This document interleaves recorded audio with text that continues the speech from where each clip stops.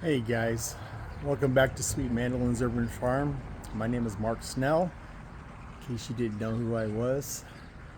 The owner of this house and the farm or urban farm I'm trying to create, and been doing it since 2018. That's when we started laying everything up for the groundwork and planting in 2019 a lot.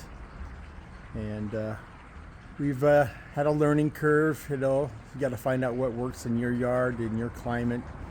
Had a lot of success and a lot of failures.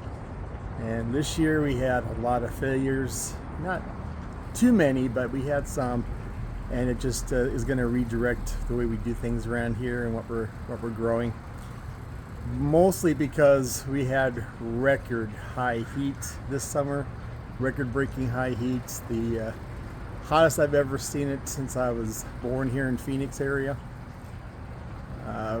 We had like 55 days over 110. So yeah, 2 months this summer of over 110, and almost a month of that was over 115.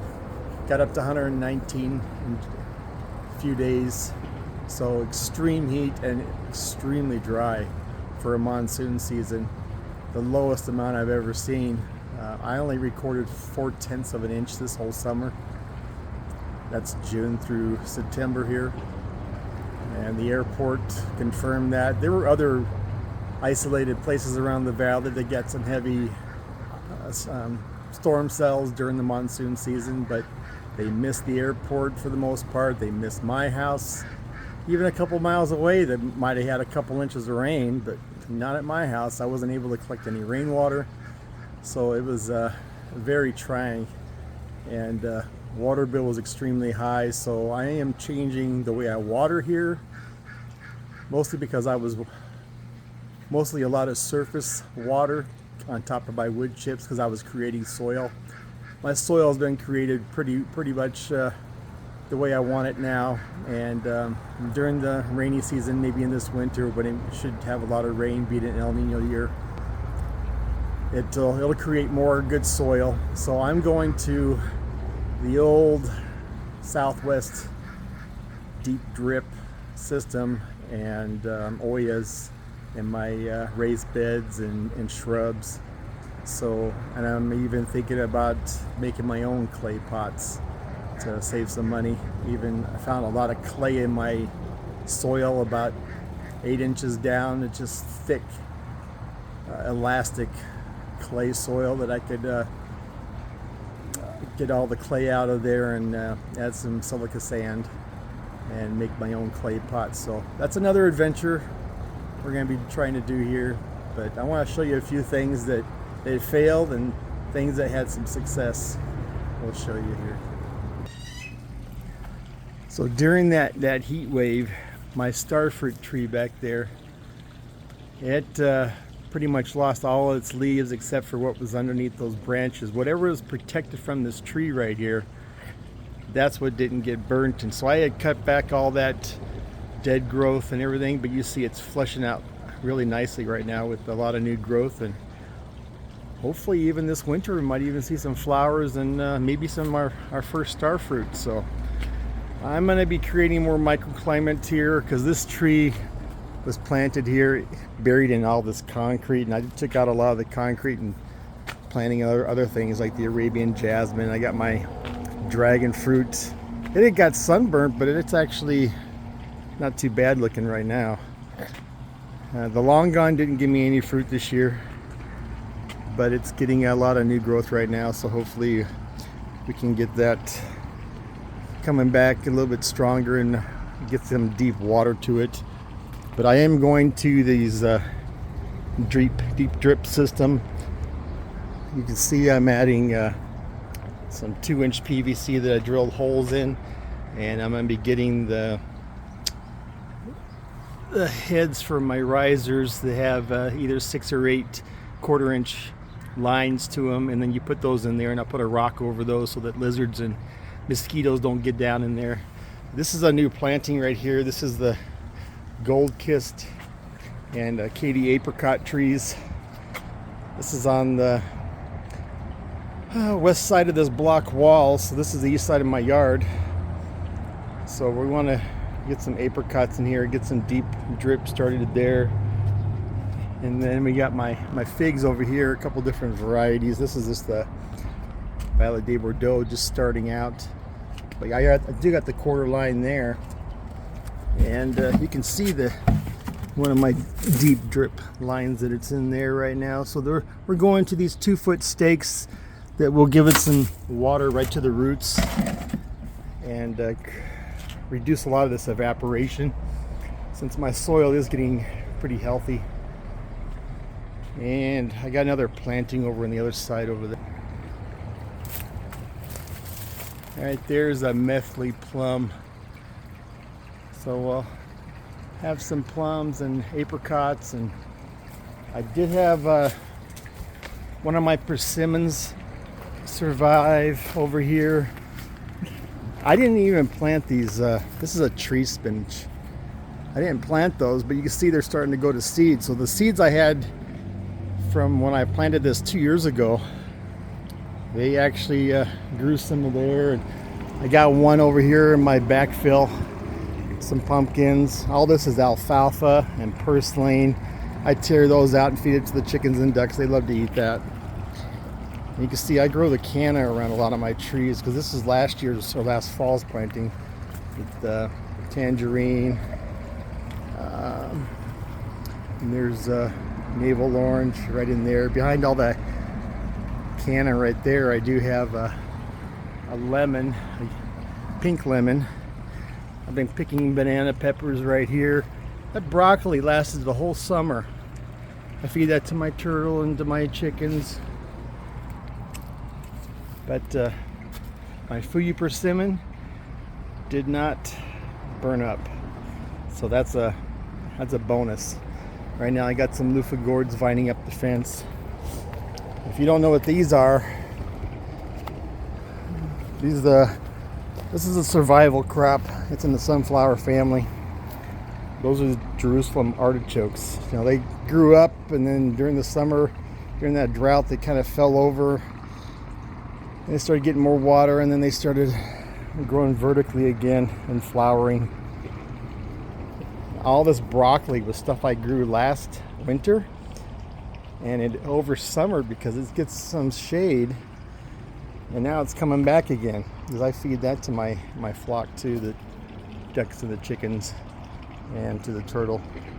So those are some successes.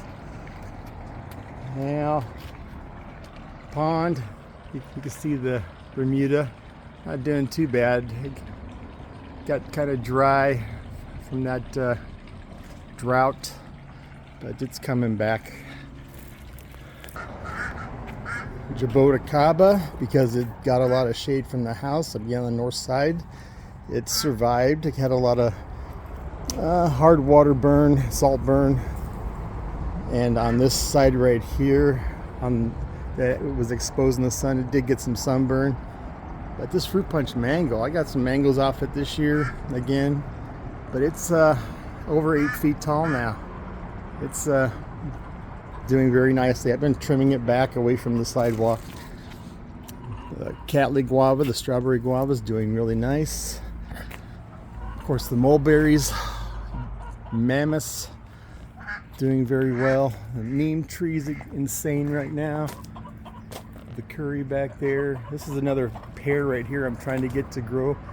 Next year will be the 3rd year, so it should take off when I get some deep drip on that with the almond tree. There's the flock.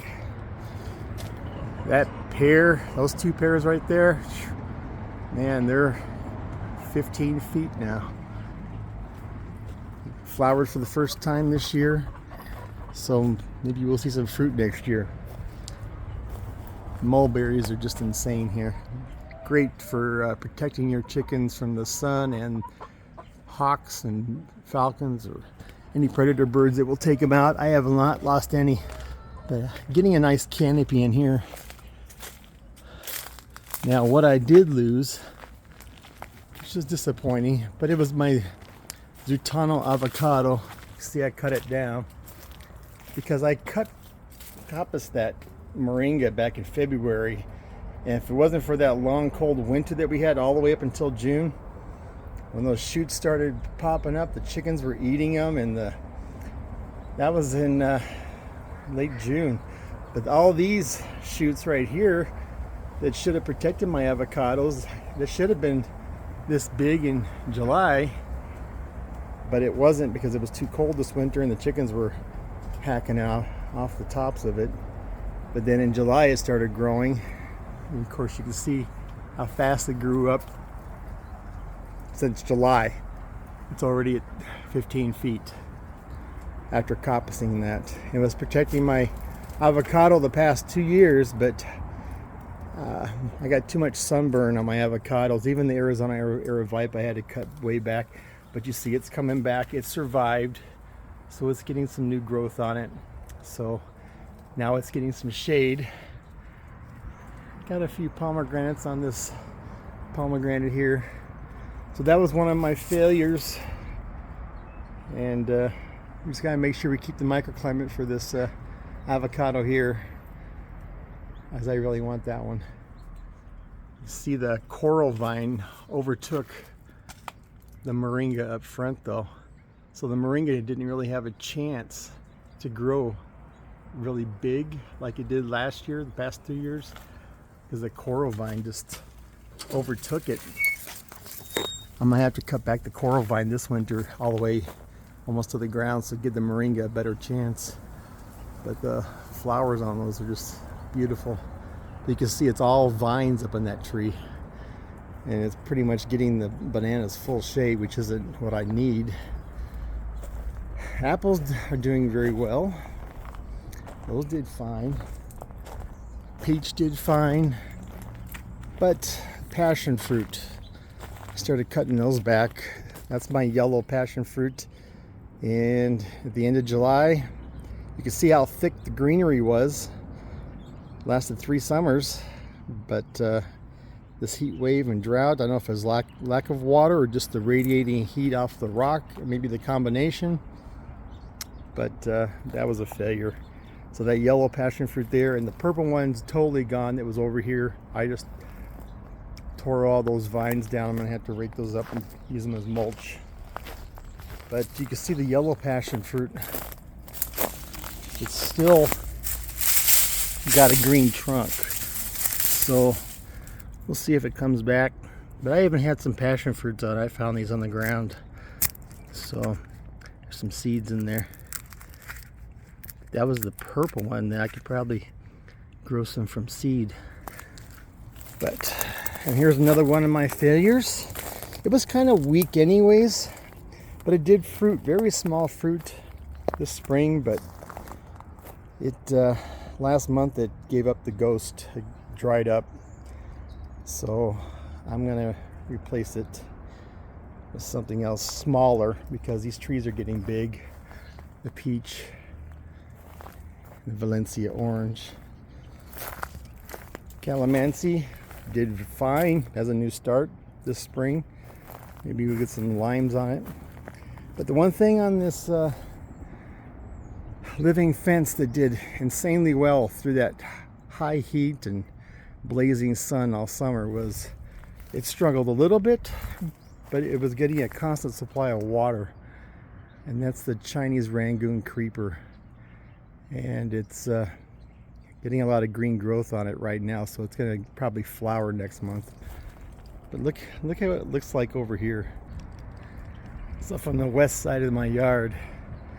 That's the only thing on my living fence that survived. Right there.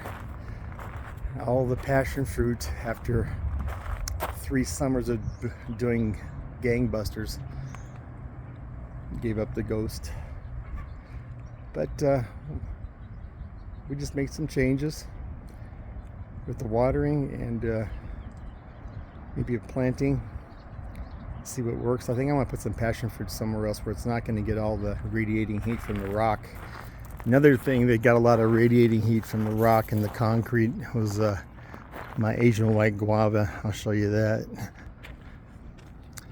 Real Ponciana lost all its leaves in the summertime too. I gave it a deep water and flushed out with new growth. It should be flowering next month along with the yellow one. Man, this sisal tree is amazingly monstrous. I'm going to be cutting that way back. I need some more sunlight for my pomegranate and my Barbados cherry. You see this white guava, it got really burned up over the summer, but I cut it back and it's getting new growth. So I'm going to move this back this winter, carefully dig it out, and I'm going to put it back there so it's away from the concrete. And maybe put, I don't know, maybe a fig over here. Something I know will do a little bit better. I'm not really sure yet. Maybe another Barbados cherry. Something that will take the heat and kind of create a microclimate so that these guava will get some sun, but not the blazing, radiating sun of the summer. And blackberries, I'm going to let those spread out a little bit. The pink guava didn't do too bad. Lost all its fruit during the summertime, though. It dropped before it ripened because it was just too intense. But we're going to make some changes.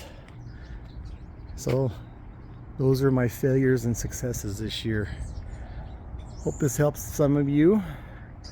It's always a learning experience. We'll talk to you later, guys. Have a good day.